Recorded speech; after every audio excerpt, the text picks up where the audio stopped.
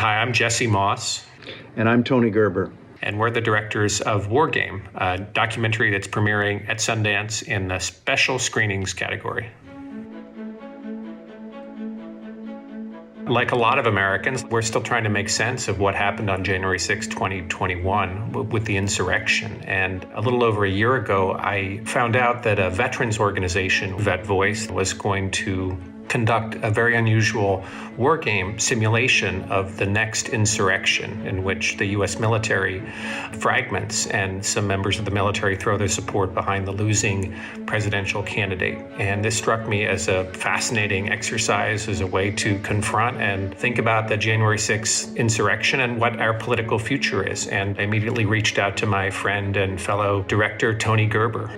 We had a cast of 40, a crew of 80, 6 cinematographers with the action unfolding simultaneously in 4 different locations. It was important for us to co-direct because the production challenge was enormous. We couldn't direct the participants, but we could direct the camera operators. So seeing every camera angle simultaneously on a bank of monitors, it was like having a beautiful giant train set. It's like having a ringside seat at the White House Situation Room with the president managing the gravest national crisis.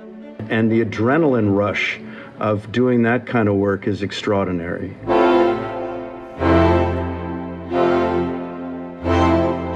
We could build a simulation of the White House Situation Room, this command bunker where the president manages his crises. And we could do it with great fidelity by bringing in a theatrical designer to help us realize that vision. And Vet Voice felt that the more verisimilitude there was in that environment, the better the performances of these role players would be. It was a bit of a gamble in terms of turning this into a film. Was it going to be engaging? Was it going to feel like Inside Baseball, or was it going to feel like a thriller? And I think at the end of the day, it is a thriller. The emotion was real.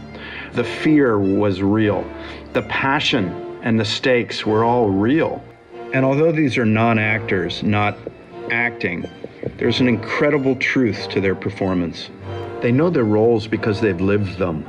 We had a former governor, 2 U.S. senators, retired generals, veterans of the CIA, the Department of Homeland Security, and the Department of Defense. We are so polarized and so partisan. What's unique about this project, this exercise, the group of people who were brought together, they're from both sides of the aisle politically. We shot it, most of it, in one day, in real time, 6 hours, but it took a year to edit. We worked really hard to keep the action present and immersive, breaking out only occasionally for historical context and character insight. The backstories of all of the people involved in this war game are fascinating.